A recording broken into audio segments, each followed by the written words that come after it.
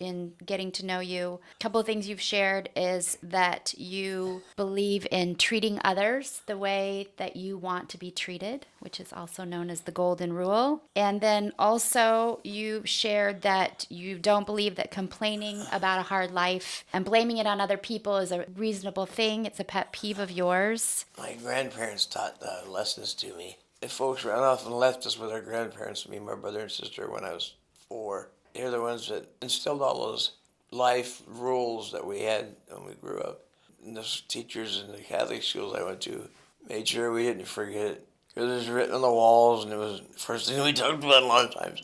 The golden rule. Yeah, it was very popular in the schools when I was growing up around the United States. I went to schools everywhere. Can you tell me a little bit about what you remember about your parents? I have a picture of my mother in my room, an older woman. She used to play violins in Seattle.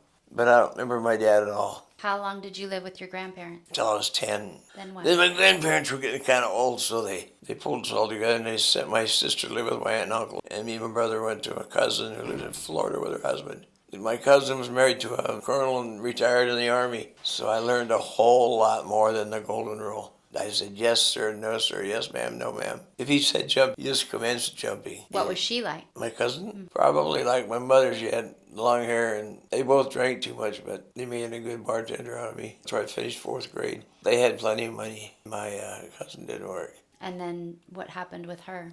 Well, later on, 7 years later, she got cancer of everything and died. Then you ended up back in Washington? And we went to my aunt's house for Nancy, was my sister. So we stayed out there on the lake. But Michael was a little rowdy. He wasn't having any of that. So they sent my aunt and uncle sent him back to Idaho with my mother. She was living out there in Pocatello. And I went back to high school. That's where I graduated. Tell us about your time in the Navy. Is that a fond memory? I was in the Navy for 3 years, 11 months, 17 days, 14 hours. Boot camp in San Diego, submarine school in New London, Connecticut. And then I flew back to San Diego and waited for a submarine in San Diego. Then we went to Vietnam. And what was your role on the boat? Regiment. So what does that mean? Crypto repairman. We take messages and send messages.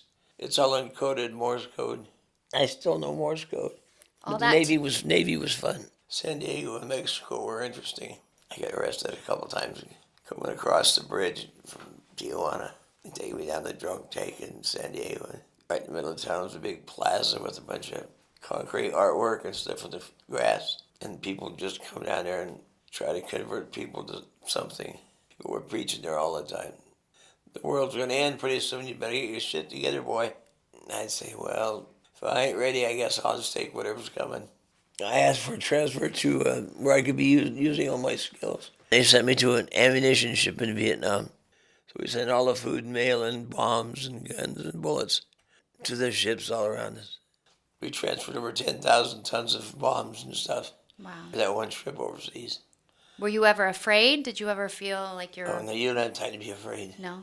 So we did that for a while, then I had a couple of trips overseas. I went back to the States. And I got out in June of '69.